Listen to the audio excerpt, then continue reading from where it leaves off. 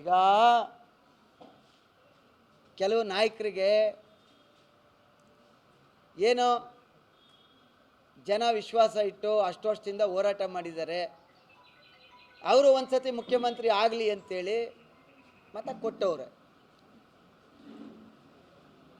ನೀವು ಮುಖ್ಯಮಂತ್ರಿ ಆಗೋಕ್ಕೆ ಮುಂದಕ್ಕೆ ಏನು ಮಾಡಬೇಕು ಅದು ಯೋಚನೆ ಮಾಡಿದೆ ಸುಮ್ಮನೆ ಯಾಕೆ ದೇವೇಗೌಡರ ಕುಟುಂಬನ ಮಾತಾಡ್ತೀರಿ? ಅದಾಗಿ ನಾವು ಯಾರು ಬೇಡ ಅಂತ ಹೇಳಲ್ಲ, ನಾವು ಖುಷಿ ಪಡ್ತೀವಿ.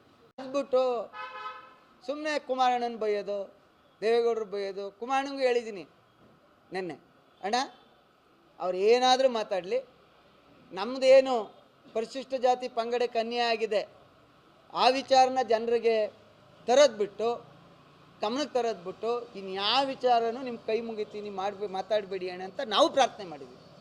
SIT ಅಂದ್ರಲ್ಲ, SSIT ಹೇಳಿದ್ನಲ್ಲ, ಅದು ಶಿವಕುಮಾರಣ್ಣ ಮತ್ತು ಸಿದ್ದರಾಮಣ್ಣ. ಅದು ಹೆಸರು ಚೇಂಜ್ ಮಾಡಬೇಕು. ಇದ್ದಾರೆ ಕೆಲವರು ಪ್ರಾಮಾಣಿಕರು ಈ ಕಾಲಕ್ಕೆ. ಈಗ ನೋಡ್ತಾ ಇದ್ದೀರಲ್ಲ, ಇದೇ SIT. ಅಲ್ಲಿಗೆ ಒಬ್ಬರು ತನಿಖಾ ತಂಡದ ಮುಂದೆ ನನ್ನ ಮೊದಲೇ ಕಸ್ಟಡಿಗೆ ತಗೊಳ್ಳಿ ಅಂತ ಹೋಯ್ತಾರೆ ಅಂದರೆ, ಈಗ ನಾನು ಮಳೆ ಬಂದಾಗ ನೀವು ಶೆಲ್ಟ್ರು ಪಕ್ಕದಲ್ಲಿದ್ದರೆ ನಿಮ್ಗೆ ಶೆಲ್ಟ್ರ್ ಸಿಗ್ತದೆ ಅಂದರೆ ತಾನೇ ಅದ್ರ ಅಡಿ ಕೊಡ್ಬರೋದು. ಅದು ಇಲ್ಲ ನಮ್ಗೆ ಶೆಲ್ಟ್ರ್ ಸಿಗಲ್ಲ ಅಂದರೆ ನಾನೇ ಕಲ್ಲು ಹೋಗ್ತೀನಿ. ಅಲ್ಲಿಗೆ ಇವ್ರು SSIT ನಮ್ಮ ಸಂಸ್ಥೆ ಅನ್ಕೊಬಿಟ್ಟವ್ರೆ, ಹೆಂಗೆ ಬೇಕಾದ್ರೆ ಬರ್ಸ್ಕೋಬೋದು ಅಂತ. ಈಗ ಆಯ್ತಾ ಇರೋದೇನು, ಇದು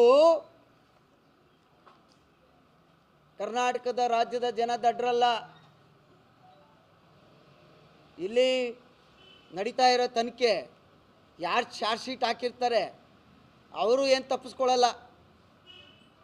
ಡಾಕ್ಯುಮೆಂಟ್ ಇರ್ತದೆ, ಟ್ರಾನ್ಸ್ಫರ್ ಆಗಿರೋದು ಅಮೌಂಟು,